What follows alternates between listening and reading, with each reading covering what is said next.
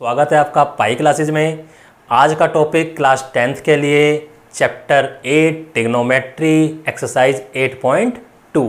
देखो जो भी इसको पहली बार देख रहा है हमारा 8.1 वाला वीडियो ज़रूर देखे। मैं इसका लिंक भी बाद में डाल दूंगा, बिना उसके आपको ट्रिग्नोमेट्री समझ में नहीं आने वाली। ट्रिग्नोमेट्री देखा जाए तो बहुत ईजी चैप्टर है, लेकिन कंसेप्ट हमारे क्लियर होने चाहिए, सारे फार्मूलाज हमारे को क्लियर होने चाहिए। अगर हमारे को फार्मूलाज क्लियर हैं, लर्न हैं, तो ये बहुत ही इजी चैप्टर है और स्कोरिंग चैप्टर है, क्योंकि इसमें अधिकतर प्रूव करने वाले क्वेश्चन आते हैं और साथ के साथ ही तुम्हें पता चल जाता है कि हमारा आंसर गलत है या सही। तो अब देखो नेक्स्ट जो एक्सरसाइज है वो है ट्रिग्नोमेट्रिक रेशियो। हमने पिछली बार पढ़ लिए थे। अब trigonometric ratio of some specific angles, trigonometric ratio की कुछ स्पेसिफिक एंगल हैं, इन पर तुम्हें डायरेक्ट वैल्यूज पता होनी चाहिए। जैसे साइन की वैल्यू 0, 30, 45, 60 और 90, इन पर पता होनी चाहिए। साइन की पता है तो कोस की भी पता होनी चाहिए। ठीक है, तो एक पूरी टेबल होती है। मैं टेबल कंस्ट्रक्ट करनी सिखा रहा हूँ तुम्हें, कैसे बनानी है हमें टेबल। तुम्हें टेबल बनानी आनी चाहिए, ये इनकी वैल्यू याद हो या ना हो, वो तो धीरे धीरे करते करते याद हो ही जाएगी। देखो सबसे पहले क्या होता है हमारा साइन, उसके बाद क्या होता है कोस, फिर टेन, फिर कोट, सेक एंड कोसेक। ठीक है, अब ये वैल्यूज हम करेंगे। देखो मैं कैसे निकालूंगा, आपको ये मेथड सीखना है। ये मेथड आपको आ गया, फिर आपको याद करने की भी ज़रूरत नहीं है। सबसे पहले हमें 0 डिग्री के लिए चाहिए, फिर हमें 30, फिर 45, फिर 60 और फिर 90। चलो जी, ये सब की हमने अलग अलग कैसे ली। यहाँ पर ये एंगल थीटा यानी साइन ऑफ थीटा का मतलब साइन थीटा, थीटा की वैल्यू अगर 0 है, 30 है, 45 है, क्या है। ठीक है, चलो भाई साइन ऑफ 0 सबसे पहले देखो निकालने के लिए सब ये ऊपर करना है हमें। ऐसे अंडर रूट लगा लिया, सब में लगा लोगे, सब में अंडर रूट। गिनती शुरू करनी है 0 से। 0, 1, 2, 3 एंड 4, सारे अंडर रूट में। अब सारे अंडर रूट को 4 से डिवाइड कर दो। 4, 4, 4, 4, यानी जहाँ तक मैक्सिमम गया है, हमने 0 से स्टार्ट करा था न्यूमरेटर को, 0, 1, 2, 3, 4 तक गया। तो जो मैक्सिमम जहाँ तक हमारी काउंटिंग गई है, उसी मैक्सिमम काउंटिंग से हम इसको डिवाइड कर देंगे सभी को रूट के अंदर। देखो 0/4, 0/4 क्या हुआ 0। 0 को किसी से भी डिवाइड कर लो, किसी से भी मल्टीप्लाई कर लो, 0 ही रहता है। 0/4 क्या हुआ 0, और 0 का स्क्वायर रूट क्या होगा 0। तो यानी कि 0 पर साइन की वैल्यू आ गई 0। तो पहली लाइन की इसमें वैल्यू आ जाएगी हमारे पास। अब 1/4, ये तो मिनिमाइज तो हो नहीं सकता, पहले से मिनिमाइज फॉर्म में है। तो 1 का स्क्वायर रूट 1, 4 का स्क्वायर रूट 2, तो इसकी हो गई 1/2। इधर इसको मिनिमाइज कर लो, 2 को 2 1 जा 2, 2 2 जा 4। ठीक है, अब 1 का स्क्वायर रूट 1 ही रहेगा। 2 का स्क्वायर रूट निकल सकता है नहीं, तो उसको √2 ही रहने देंगे। आ रहा समझ में। 3/4 मिनिमाइज है, 3/4 आपस में नहीं कर सकते बाद में। 3 का स्क्वायर रूट नहीं निकल सकता, तो √3 ही लिख दो। 4 का निकल सकता है तो 2 लिख दो। अगला क्या है 4/4, और 4/4 क्या बन जाएगा 1, और 1 का स्क्वायर रूट क्या बन गया 1। आ गई पहली लाइन। बस पहली लाइन ही तुम्हें निकालनी सीखनी थी, इससे पहली लाइन आ गई। अब हम सारा कर लेंगे। अब ये जो पहली लाइन आई है, इस पूरी लाइन को रिवर्स करके लिख दो, यानी अब यहाँ से लिखना शुरू करो। इसकी वैल्यू निकालेंगे, सबसे पहले 1 लिखेंगे, फिर √3/2 लिखेंगे, ये अपनी जगह पे एज इट इज आ गया। फिर इसके बाद इसको लिखेंगे, फिर ये 0 लिखेंगे। आ गया समझ में इतना।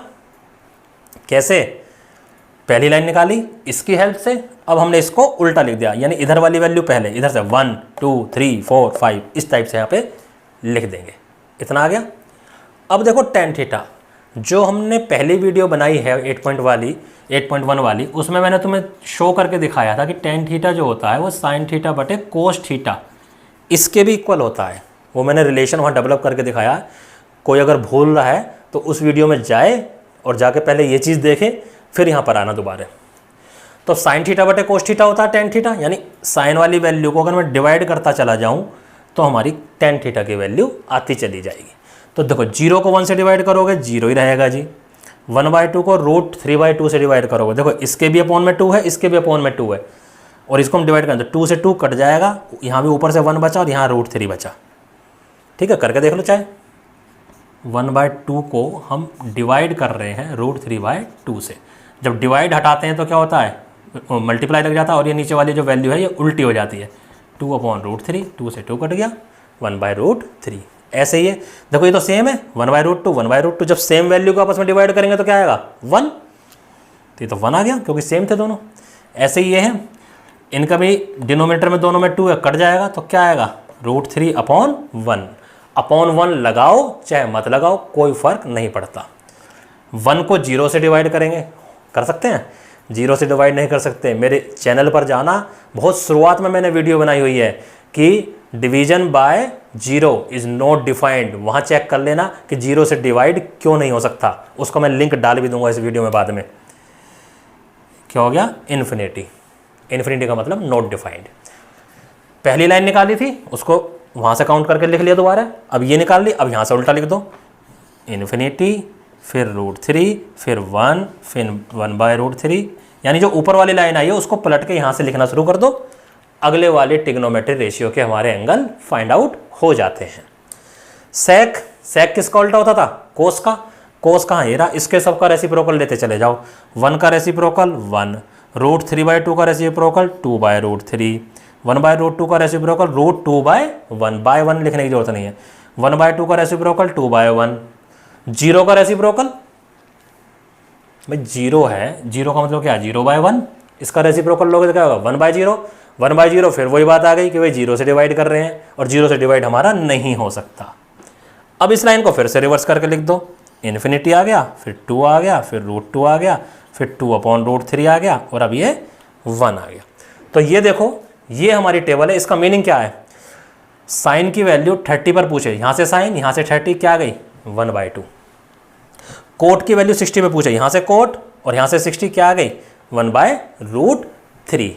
तो इस टाइप से हमें ये वैल्यू याद रखनी है जिनको, तो जब भी हम करेंगे, अगर याद है तो बहुत अच्छी बात है, नहीं याद है तो हम क्या करेंगे, इसको जाते ही रफ पे बना लेंगे। क्वेश्चन पेपर में मिलता है ना, तो 15-20 मिनट करने में इसको बना लो, क्योंकि आना तो है ही क्वेश्चन कुछ ना कुछ। ठीक है, तो अभी ये हम मिटा देते हैं और अब हम एग्जाम्पल्स की ओर चलते हैं एक्सरसाइज के। नंबर 6 देखो, कह रहा कि एक राइट एंगल ट्राइंगल है, उसमें हमें ABC, B पर वो राइट एंगल है। देखो हम ट्राइंगल हम उस टाइप भी उधर को भी फेस करके बना सकते हैं, इधर को भी फेस कर सकते हैं, यानी C पॉइंट ये इधर, इसके इधर भी हो सकता है और इधर भी। अभी तक मैंने जितने ट्राइंगल बनाए थे सब इधर को बनाए थे, हम कैसे भी बना सकते हैं, उससे हमें कोई फर्क नहीं पड़ने वाला। ये वाली साइड दे रखी है, एक ये एंगल दे रखा है, कह रहा है ये वाली साइड और ये वाली साइड हमें फाइंड आउट करनी है। जो पहली एक्सरसाइज थी उसमें क्या था, 2 साइड दे रखी होती थी, तीसरी फाइंड आउट करनी होती थी, बाकी ट्रिग्नोमेट्रिक रेशियो वो पूछता था हमसे। यहाँ एंगल दे रखा है और ये दे रखा है, तो अब ये बाकी हमें चीज़ें पूछ रहा है। तो जैसे एग्जाम्पल में दे रखा है, तो सबसे पहले यहाँ लिख दिया करो ताकि हमें फालतू में इधर उधर बताना ना पड़े कि फिगर इज सेल्फ एक्सप्लानेटरी। ये मैं पहले भी करवा चुका हूँ, फिगर इज सेल्फ एक्सप्लानेटरी, यानी फिगर में ही सब कुछ वर्णित किया गया है। मतलब उसमें बताया गया है कि साइड क्या है, कौन सा एंगल क्या है, सब कुछ बताया गया है। अब हमें बाकी दोनों साइड निकालनी है, तो अब हम लेके चलेंगे इन ट्राइंगल ABC। तो कौन सी साइड निकालनी है, बाकी दोनों। तो जो सी साइड हमें निकालनी है उसे ऊपर रखेंगे, जो साइड हमें गिवन है उसे नीचे रखेंगे। BC/AB। चलो जी, BC क्या है, देखो ये वाला एंगल गिवन है, तो ये क्या हो गया हमारा बेस, ये क्या हो गया हमारा परपेंडिकुलर, और ये क्या हो गया हमारा हाइपोटेन्यूज। क्या था हमारे पास, पाकिस्तान भूखा प्यासा और हिंदुस्तान हरा भरा, ये थे हमारे पास रेशियोज। BC/AB। BC क्या है, बेस, AB क्या है बताओ, BC/AB, बेस बटे परपेंडिकुलर। तो ऊपर की साइड से तो नहीं आ रहा, बेस बटे परपेंडिकुलर। किसका यहाँ tan था, tan का उल्टा हो गया ये, देखो ये हमारा tan था और अब इसे हमें नीचे की साइड से लेना पड़ रहा है, यानी B/P। ये क्या हो गया, tan का उल्टा। tan का उल्टा क्या होता था, कोट, और cot of angle theta, angle यानी C, एंगल C हमें दे रखा है, कोट एंगल 30 डिग्री, ये हमें गिवन है। तो कोट हमने एंगल की जगह क्या रख दिया 30, क्योंकि यहाँ पे हमें एंगल 30 गिवन है। जैसे हमें थीटा वगैरह गिवन था तो हम थीटा रख लेते थे। तो हमने ये वैल्यू फाइंड आउट करनी है। BC AB की वैल्यू क्या है 5 सेंटीमीटर 5। अब देखो जो हमने टेबल बनानी सिखाई थी उसमें कोट की वैल्यू 30, कोट की वैल्यू 30 पर क्या होती है, ठीक है। तो कोट की वैल्यू 30 पर क्या होती है 1/√3, ठीक है। या इसको तुम्हें जल्दी से याद ना आ रहा तो कोस बटे साइन भी कर सकते हैं। तो कोस 30 क्या होता था √3/2, साइन 30 क्या होता था 1/2, एक्चुअल में 1/√3 नहीं होगी, √3 होगी, ठीक है। तो BC की वैल्यू हमारे पास क्या आ गई 5√3 सेंटीमीटर। बस इतना ही लिख दो, कोई दिक्कत नहीं है हमें, ठीक है। तो कोट की वैल्यू आ गई √3 और इसकी वैल्यू 5 उधर चला गया, 5√3 BC आ गया। एंड अगेन अब हमें ये वाली साइड निकालनी है। तो AC बटे AB, तो AC क्या है भाई हाइपोटेन्यूज, हाइपोटेन्यूज अपॉन परपेंडिकुलर। तो परपेंडिकुलर अपॉन हाइपोटेन्यूज ऊपर से साइन होता है, नीचे से पढ़ेंगे तो क्या बन जाएगा कोसेकेंट। तो ये हो जाएगा कोसेक 30। तो AC अपॉन AB, AC हो गया ये 5 हो गया, AB क्या आ जाएगा भाई साइन 30 क्या होता है 1/2, कोसेक 30 क्या हो जाएगा 2/1। तो ऐसे भी हम इनको रिलेशन में याद कर सकते हैं। तो AC हो गया हमारे पास 10 सेंटीमीटर। तो निकल गई दोनों साइड। अब चलते हैं नेक्स्ट एग्जाम्पल की तरफ। एग्जाम्पल 7, वही फिगर हमने बना ली पढ़कर। फिगर के अनुसार ये 3 सेंटीमीटर दे रखा है, ये 6 सेंटीमीटर दे रखा है और एंगल यहाँ पर 90 डिग्री है। तो फिगर इज सेल्फ एक्सप्लेनेटरी, हमने लिख दिया, हमारा काम ख़त्म। अब हमें अलग से हर चीज़ बताने की ज़रूरत नहीं है। निकालना क्या है, क्या था ये वाला एंगल भी निकालो, ये वाला एंगल भी निकालो। अब इसमें जब एंगल निकालना होता तो हमारे पास 2 साइड सफिशेंट है, ठीक है। हमें तीसरी साइड निकालने की ज़रूरत नहीं है, क्योंकि जो रेशियो है हम वही वाला ले लेंगे जिसमें वो दोनों साइड यूज हो रही हैं। हम तीसरा वाला लेंगे ही नहीं, यानी अगर ये बेस है, इस वाले एंगल के लिए बेस है तो हम बेस वाला रेशियो नहीं लेंगे। इस वाले एंगल के लिए परपेंडिकुलर है तो हम परपेंडिकुलर वाला रेशियो नहीं लेंगे। तो हम क्या निकालेंगे ये वाला एंगल, पहले दोनों एंगल निकालने हैं खैर हमें। तो इन ट्राइंगल PQR, देखो अगर हमें R के लिए लेना है, R के लिए ध्यान रखना, R के लिए ये बेस है, ये परपेंडिकुलर है और ये हाइपोटेन्यूज। तो परपेंडिकुलर और हाइपोटेन्यूज कौन सा होता है परपेंडिकुलर और हाइपोटेन्यूज का रेशियो साइन ऑफ R, क्योंकि हमें यही वाला एंगल चाहिए। तो साइन ऑफ R, वहाँ पे शायद QRP लिखा हुआ है, इसको आप ऐसे भी लिख सकते हो साइन ऑफ एंगल QRP, क्योंकि इस पॉइंट पर एक ही एंगल बना हुआ था, मैंने R ही ले लिया खाली। क्या होता भैया ये P/H, P/H का मतलब 3/6 यानी 1/2। तो साइन ऑफ R 1/2 आ गया। 1/2 कब होती है भाई वैल्यू साइन में, देखना टेबल में 30 पर होती है। तो इसको हम साइन 30 लिख सकते हैं। कंपैरिजन करें तो R की वैल्यू क्या आ गई 30 डिग्री आ गया एक एंगल। चलो जी अब इस वाले एंगल को लेके चलते हैं। एंड अब एंगल ये है, तो ये हो गया हमारा बेस और ये हो गया हमारा हाइपोटेन्यूज। तो बेस और हाइपोटेन्यूज का क्या है रिलेशन, ये देखो कोसाइन। तो कोस ऑफ एंगल P या QPR कुछ भी लिख सकते हैं हम। तो क्या होता है B/H, B यानी कि PQ, या सीधे ही लिख दो 3/6, वही 1/2 आ गया ये भी। अब 1/t कोस में कब होती है, कोस में होती है भैया 60 पर, देख लेना, ठीक है। तो P की वैल्यू क्या आ गई 60 डिग्री। तो देखो कितने आसानी से निकल गया, ठीक है ना। अब चलते हैं नेक्स्ट एग्जाम्पल पर। Example number 8, last example of the exercise. फिर कुछ क्वेश्चन तुम्हें एक्सरसाइज में से बताऊंगा 2-3। देखो कह रहा है साइन ऑफ A - B 1/2 है, कोस ऑफ A + B 1/2 है। और ये कैसे A + B की वैल्यू 0 से 90 के बीच में होनी चाहिए, यानी 0 नहीं हो सकती लेकिन 90 तक कुछ भी हो सकती है, क्योंकि यहाँ पर इक्वल टू का निशान नहीं है और A की वैल्यू B से बड़ी है, ये कंडीशन दे रखी है। Then find A and B।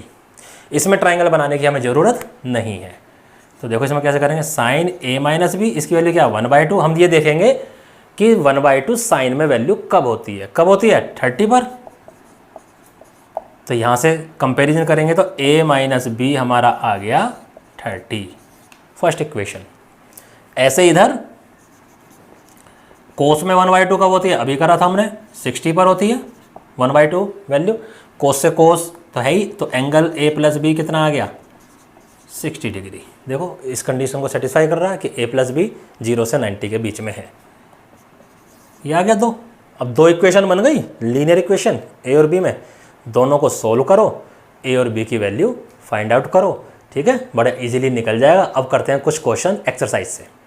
देखो एक्सरसाइज का क्वेश्चन फर्स्ट का 5th करते हैं। ऐसे क्वेश्चन बहुत सारे हैं जिसमें इस टाइप से लिखे हुए हैं, एंगल लिखे हुए हैं कुछ ना कुछ, और उनको एवेलुएट करवाना चाह रहा है, वो सोल्व करवाना चाह रहा है। तो हम इसमें क्या करेंगे, टेबल बनानी हमने सीख ली, उन टेबल से वैल्यू निकाल कर यहाँ पर रखेंगे और आंसर निकालेंगे। ज़्यादातर क्वेश्चन ऐसे ही हैं। एक दो क्वेश्चन एग्जाम्पल जैसे हैं, लास्ट में ट्रू फॉल्स दे रखे हैं, वो मैं तुम्हें थोड़ा सा डिस्क्राइब कर दूंगा। तो एक क्वेश्चन मैं ऐसा बता रहा हूँ, ऐसे जितने भी क्वेश्चन हैं सब में वैल्यूज पुट करनी है और सोल्यूशन फाइंड आउट करना है। देखो कोस, यह है कोस स्क्वायर 60, स्क्वायर से हमें कोई मतलब नहीं है। कोस 60 की वैल्यू क्या होती है, टेबल में देखना 1/2 होती है। तो 1/2 रखेंगे, ऊपर स्क्वायर लग रहा है, जो पावर ऊपर लगी हुई है वही पावर लगाएंगे। अच्छा एक चीज़ और ध्यान रखना, बच्चे क्या करते हैं, कोस स्क्वायर, देखो कोस के ऊपर स्क्वायर है, एंगल के ऊपर नहीं है। बच्चे क्या लिखेंगे, कोस 60 स्क्वायर, नहीं, ये रॉन्ग मेथड है लिखने का। वो खाली कोस जो नाम है उसके ऊपर स्क्वायर लगाएंगे, एंगल के ऊपर स्क्वायर हम कभी भी नहीं लगाएंगे, गलत मेथड होता है लिखने का। अब आ जाओ 4 सेक स्क्वायर 30, सेक स्क्वायर से तो मतलब नहीं, सेक 30 से मतलब है। अब सेक 30 की वैल्यू क्या होती है, तो मैं देखो या तो तुम्हारे सामने टेबल हो, अब सेक 30 की याद नहीं है तो सेक 30 किसका होता है, कोस का उल्टा। कोस 30 की क्या होती है, √3/2। तो सेक 30 की क्या हो गई, 2/√3, 2/√3 का स्क्वायर। और tan 45 की तो 1 होती है, 1 का स्क्वायर। नीचे आ जाओ जी, ये 1/2 होती है, 1/2 का स्क्वायर, और ये √3/2 होती है, √3/2 का स्क्वायर। जो भी पावर लग रही हो पावर लगा दो, पावर से कोई मतलब नहीं है हमें। सोल्व करो, ऊपर क्या बन जाएगा 5/4, क्योंकि 1/4 × 5, ऐसे ही है 2 × 2 की पावर 2 करेंगे तो 4 की मल्टीप्लाई 4 से 16/3 बन गया, ठीक है, -1। ये हो गया 1/4 और ये हो गया हमारा 3/4। चलो जी आगे चलते हैं। तो ऊपर एलसीएम ले लेते हैं हम एलसीएम क्या आएगा, 12 आ जाएगा। ये पूरा अपोन है ये वाला, और ऊपर वाला अब अलग कर रहे हैं हम, ठीक है। क्या आ गया एलसीएम 12, 4 3 जा 12, 3 5 जा 15, 3 4 जा 12, और 4 की 16 से करेंगे 64। ये सब आना चाहिए आपको, -12, और नीचे वाला तो ऐड हो जाएगा क्योंकि सेम है, तो 4/4 बन गया। तो नीचे वाला तो 1 बन गया पूरा, नीचे वाले को तो हटा दो, उससे कोई मतलब नहीं है। अब इसको सोल्व करेंगे तो ये हो जाएगा 67/12, ठीक है। इस टाइप से हम आंसर फाइंड आउट कर सकते हैं इजीली। सभी क्वेश्चन में इस तरह से होना है। चलते हैं, एक और नेक्स्ट क्वेश्चन समझाता हूँ मैं। देखो लास्ट क्वेश्चन मैं आपको समझाता हूँ इसमें से, उसमें ट्रू फॉल्स का है। क्या था, sine of angle A + B = sine of A + sine of B। नहीं, रॉन्ग। एंगल को हम ऐसे अलग अलग नहीं देख सकते, साइन के साथ एंगल के साथ दोनों अलग अलग वैल्यूज नहीं जा सकती। अब कहता है value of sine theta increases as theta increases. Table में देखो, जब थीटा की वैल्यू इंक्रीज हो रही है तो क्या साइन की वैल्यू इंक्रीज हो रही है, हाँ 0 से स्टार्ट हो रही है और 1 तक जा रही है तो बढ़ गई। कोस थीटा इंक्रीज नहीं, कोस थीटा का उल्टा हो जाता है, कोस थीटा की डिक्रीज होती है। साइन थीटा और कोस थीटा सेम है हर वैल्यू के लिए, नहीं, ठीक है, कुछ वैल्यूज के लिए सेम है, हर वैल्यू के सेम नहीं है। कहता cot A is not defined अगर उसका एंगल 0 हो। तो कोट की 0 में वैल्यू देख लो क्या आ रही है, मेरे ख्याल से इन्फिनिटी आ रही थी, तो नॉट डिफाइंड, ठीक है, ट्रू है। इसी के अकॉर्डिंग तुम चेक कर लो कि ये ट्रू है या फॉल्स है। तो उम्मीद कर रहा हूँ ट्रिग्नोमेट्री वाले इस चैप्टर में आपको बहुत इंटरेस्ट आ रहा होगा। लेकिन देखो थोड़ा सा टिपिकल लगता है, लेकिन टिपिकल उनके लिए लगता है जो पढ़ना नहीं चाहते। आप इसको स्टेप बाय स्टेप समझोगे तो ये बहुत इजी है, बहुत इंटरेस्टिंग है। मैंने पहले भी बताया ये तुम्हारा पीछा नहीं छोड़ेगा जब तक मैथ पढ़ोगे। तो इसको करना बहुत ज़रूरी है, ध्यान से समझो। अगर आपको पहली बार में कुछ समझ में नहीं आया तो वीडियो को रिवाइंड कर लो, फिर देख लो, ज़रूर समझ में आएगा। स्कोरिंग भी चैप्टर है, लेकिन हाँ फार्मूलेज और ये जो मेथड्स होते हैं ये सब तुम्हें लर्न होने चाहिए, जो कि प्रैक्टिस से आ जाते हैं। तो हमारी वीडियो को लाइक करो, शेयर करो, सब्सक्राइब करो। धन्यवाद।